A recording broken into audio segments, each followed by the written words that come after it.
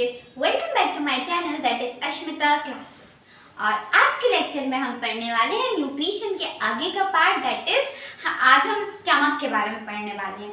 Last classes में हम buccal cavity के बारे में डीपली अच्छे से पढ़ चुके हैं, टीथ्स के बारे में, टंग के बारे में, सलाइवा के बारे में, ये सारी चीज़ें हम ऑलरेडी हमारे लास्ट लेक्चर्स में डिस्कस कर चुके हैं। आज की क्लास में हम स्टमक को डीपली पढ़ने वाले हैं, क्या होता है स्टमक में। हमारा जो डाइजेशन शुरू होना था वो माउथ में हो गया है ना। नाउ बोलस इसोफेगस से होते हुए स्टमक में आ गया। अब स्टमक में आके बोलस का क्या होता है, कैसे स्टमक में डाइजेशन की प्रोसेस होती है, क्या होता है, कितना होता है, that we will learn today. Okay, तो स्टार्ट करते हैं। Stomach J-shaped bag-like muscular organ present in the left side of abdomen. हमारी बॉडी के लेफ्ट साइड में, हमारी बॉडी के लेफ्ट साइड में एक जे शेप का मस्कुलर ऑर्गन, मस्कुलर मतलब जो जब ज्यादा खाना आ जाएगा तो वो एक्सपांड हो जाएगा, बड़ा हो जाएगा। मस्कुलर ऑर्गन प्रेजेंट होता है जिसको हम बोलते हैं स्टमक, जिसको हम क्या बोलते हैं, स्टमक बोलते हैं। यहाँ तक क्लियर हुआ? ठीक है, एक जे शेप का मस्कुलर ऑर्गन हमारी बॉडी में प्रेजेंट है जिसको हम क्या बोलते हैं, स्टमक बोलते हैं। कहाँ प्रेजेंट है? Left side of abdomen. कहाँ प्रेजेंट है? लेफ्ट साइड ऑफ एब्डोमेन में प्रेजेंट है। ठीक है, अब ये जो स्टमक होता है ये बैग जैसा होता है। कैसा होता है? एक बैग जैसा, एक थैले जैसा होता है। ठीक है, इतना सा होता है। जैसे जैसे हम इसमें खाना डालते जाएंगे, जैसे जैसे हम खाना डालते जाएंगे जगह बनती जाती है, जगह बनती जाती। ठीक है, अब ये जो स्टमक है इसका क्या काम है, ये है क्यों हमारी बॉडी में, है ना।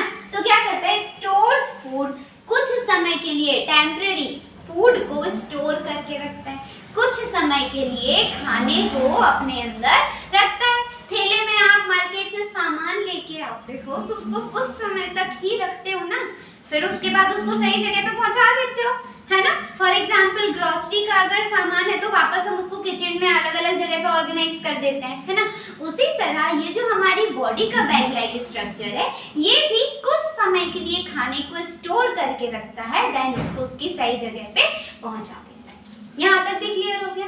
ठीक है, अब एक बात बताती हूँ, हम तो शुगर भी खा रहे हैं, हम तो मिल्क भी पी रहे हैं, हम तो ऑयली भी खा रहे हैं, हर चीज खा रहे हैं, है ना। अब जैसे कि अब मैं ये बता रही हूँ कि जो हमारा स्टमक है वो कितनी देर कौन सा खाना स्टोर करता है। फॉर एग्जाम्पल आपने एक गिलास जूस पिया, उसके बाद कुछ खाया पिया नहीं, तो आपको 1-1.5 घंटे बाद भूख लगने लगेगी, है ना। जूस में क्या है? ग्लूकोज, शुगर है, और शुगर क्या है? कार्बोहाइड्रेट्स। तो हमारा जो स्टमक है वो कार्बोहाइड्रेट्स को 1 से 2 घंटे के लिए स्टोर करता है, वापस से स्मॉल इंटेस्टाइन में भेज देता है।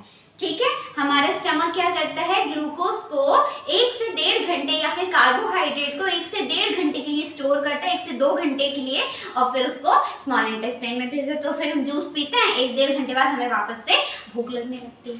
ठीक है, अब मैंने क्या किया, एक गिलास दूध पिया या कुछ प्रोटीन वाला, कुछ पनीर खा लिया, कुछ खा लिया, तो अगर मैंने ये खा लिया तो मुझे 5-6 घंटे तक ना बिल्कुल भूख नहीं लगने वाली, 4-5 घंटे तक मान लेते हैं, 4-5 घंटे तक बिल्कुल भी भूख नहीं लगने वाली।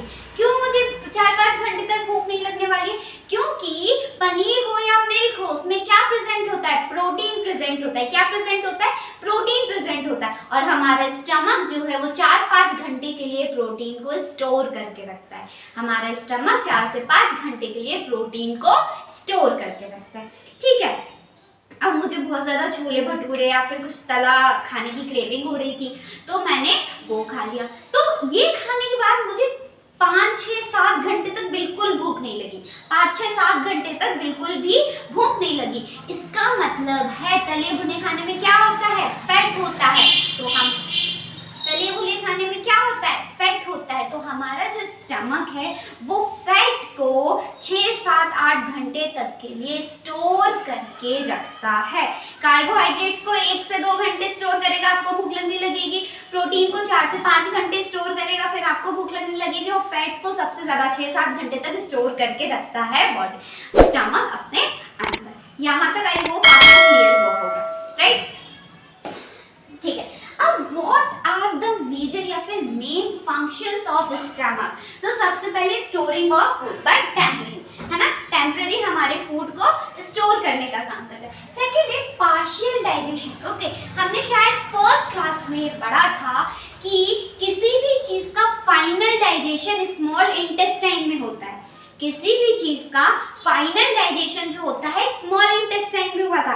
स्टार्च भी वहां दो के फॉर्म में कन्वर्ट हुआ था, ग्लूकोज ग्लूकोज ग्लूकोज ग्लूकोज दो के फॉर्म में कन्वर्ट हुआ था।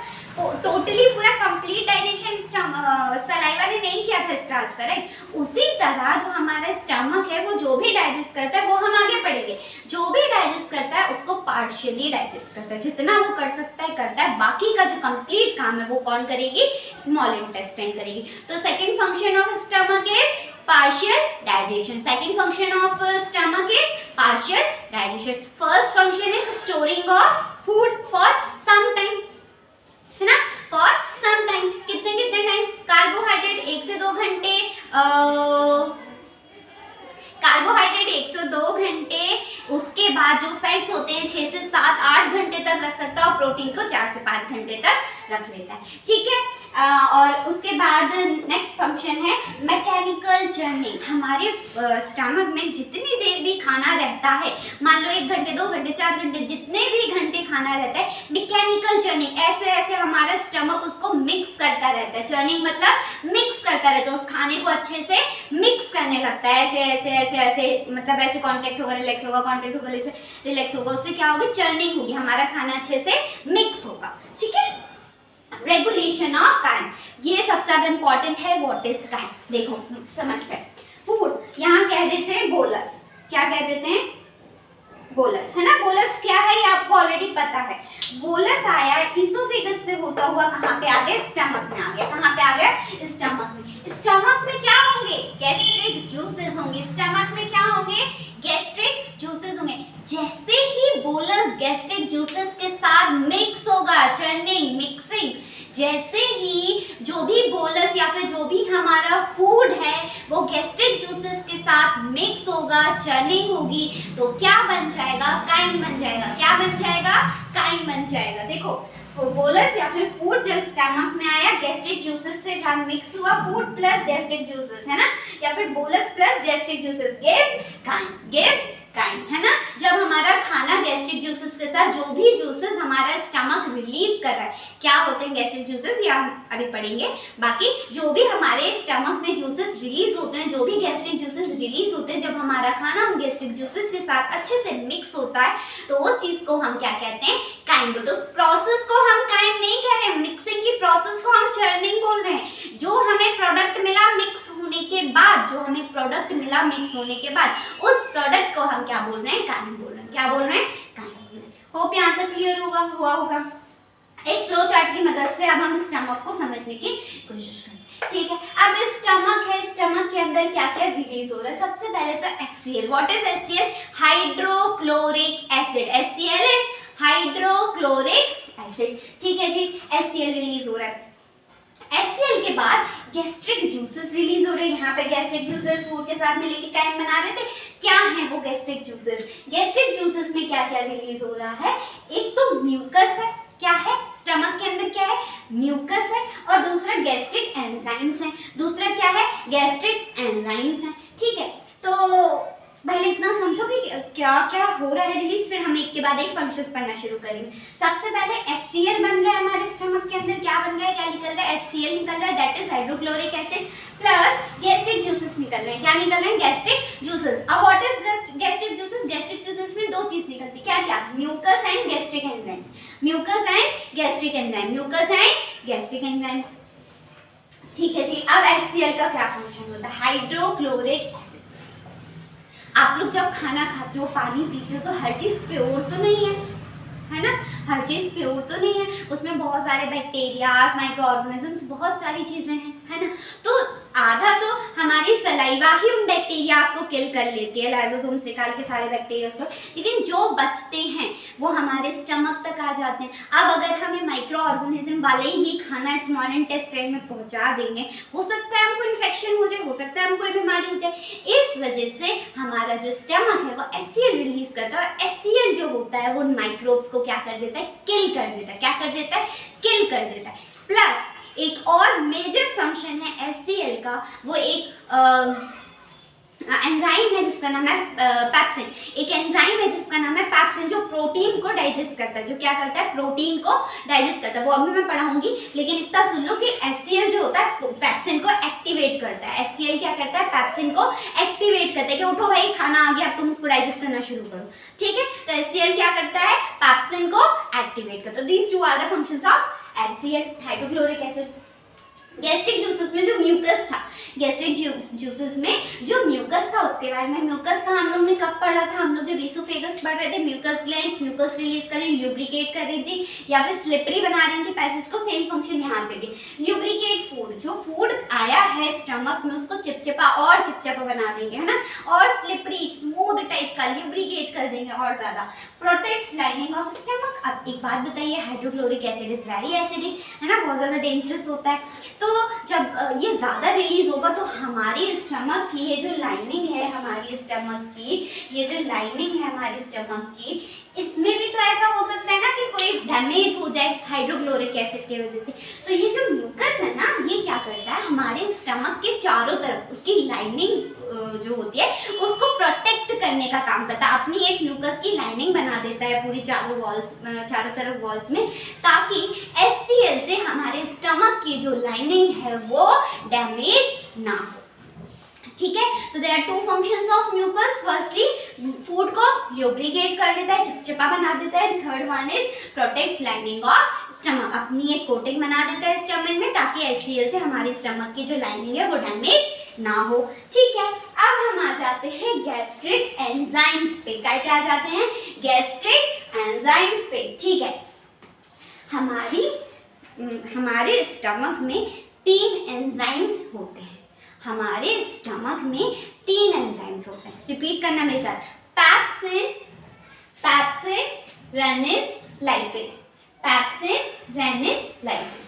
अब इसमें से ये जो रेनिन है ये सिर्फ इन्फेंट्स में होता है, न्यूबॉर्न बेबीज में होता है। ठीक है, आफ्टर दैट जो रेनिन है उसकी जगह कौन ले लेता है, पैप्सिन ले लेता है। कौन ले लेता है, पैप्सिन ले लेता है। ठीक है, ये याद रखना, चाहे पैप्सिन हो चाहे रेनिन हो, दोनों ही क्या डाइजेस्ट कर रहे हैं, प्रोटीन डाइजेस्ट कर रहे हैं। क्या डाइजेस्ट कर रहे हैं, प्रोटीन डाइजेस्ट कर रहे हैं। लेकिन जो रेनिन होता है वो सिर्फ इन्फेंट्स में होता है, न्यूबॉर्न बेबीज में होता है। उसके बाद रेनिन जो होता है उसको हमारा पैप्सिन डिस्प्लेस कर देता है। पैप्सिन क्या कर देता है, डिस्प्लेस कर देता है। ठीक है, तो कौन कौन से एंजाइम होते हैं, pepsin, rennin and lipase. Pepsin, rennin and lipase.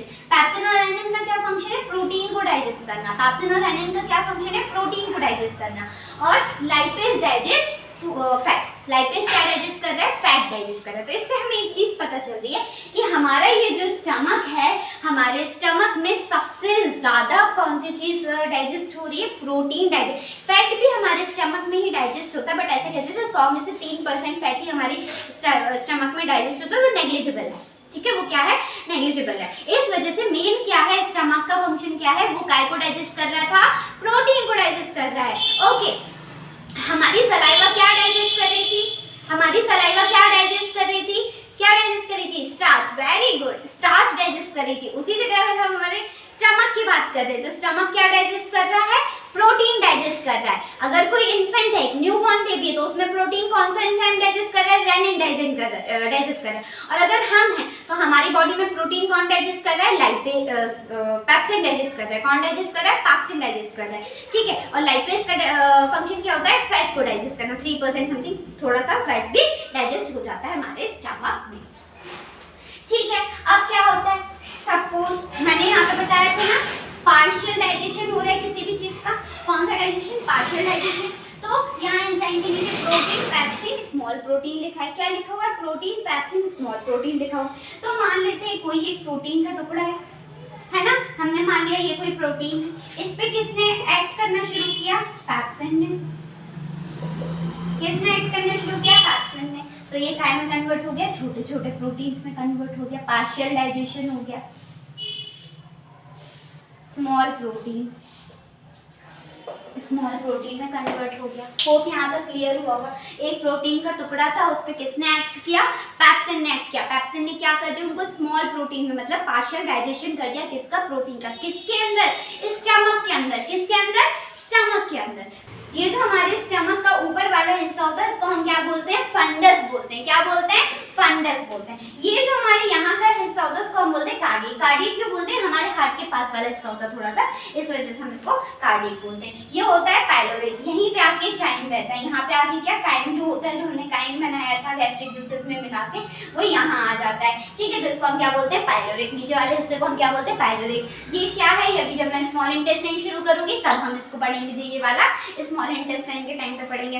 ठीक है जी, यहाँ क्लियर हो गया। अब हम फिर से शुरू करते हैं, एक बार जल्दी से रिवीजन कर लेते हैं। स्टमक जो है एक जे शेप्ड बैग लाइक स्ट्रक्चर है हमारी बॉडी में, लेफ्ट साइड ऑफ एब्डोमेन में सिचुएटेड होता है। इसका काम क्या होता है? थोड़ी देर के लिए फूड को स्टोर करके रखता है। थोड़ी देर के लिए क्या करता है? हमारे खाने को स्टोर करके रखता है। उसके बाद क्या होता है? पार्शियल डाइजेशन करता है खाने को, मतलब पार्शियली जितना वो कर सकता है उतना वो डाइजेस्ट कर देता है। मैकेनिकल चर्निंग, जब तक खाना रहता है ऐसे ऐसे पेट होता रहता है ताकि हमारा जो चर्निंग है अच्छे से मिक्सिंग हो जाए फूड की। Regulation of crime. काइम कैसे बनता है? फूड है, फूड स्टमक में गया, स्टमक में जाके गैस्ट्रिक जूसेस मिले। गैस्ट्रिक जूसेस में जब हमारा फूड मिक्स हुआ, फूड और गैस्ट्रिक जूसेस के मिक्सचर को हम क्या बोलते हैं? काइम बोलते हैं। ठीक है, स्टमक दो चीज़ें रिलीज करता है, hydrochloric acid that is HCl, या फिर गैस्ट्रिक जूसेस भी रिलीज करता है। हाइड्रोक्लोरिक एसिड का फंक्शन क्या है? सबसे पहले तो माइक्रोब्स को किल करना, जो भी माइक्रो ऑर्गेनिज्म हमारे खाने में उनको किल करने का काम करता है। प्लस पैप्सिन जो हमारे प्रोटीन को डाइजेस्ट कर रहा है उसको एक्टिवेट करता है। उसको क्या करता है? एक्टिवेट करता है। ठीक है, अगर ये नहीं होगा तो हमारा पैप्सिन एक्टिवेट नहीं होगा, पैप्सिन एक्टिवेट नहीं होगा तो हमारा प्रोटीन डाइजेस्ट नहीं होगा।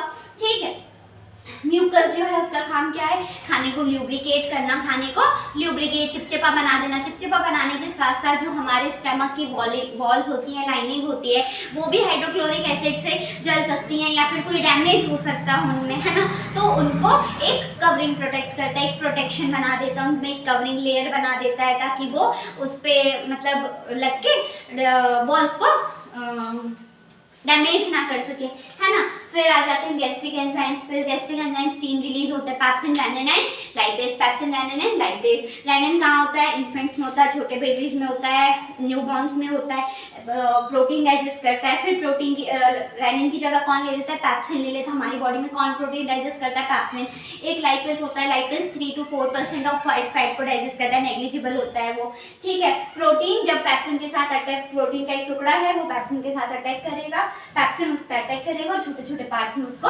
डिवाइड कर देगा। That is called partial digestion of protein which takes place in stomach. यहाँ पे हमारा स्टमक भी कंप्लीट होता है। नेक्स्ट क्लास में हम पढ़ने वाले हैं small intestine and then last part is large intestine. Hope आज की क्लास आपको क्लियर हुई होगी, कुछ नई चीजें आपको जानने मिली होंगी। अगर आपको क्लास अच्छी लगी तो प्लीज अपने फ्रेंड्स के साथ भी इसको शेयर कीजिए, मेरे चैनल को सब्सक्राइब कीजिए। Thank you so much.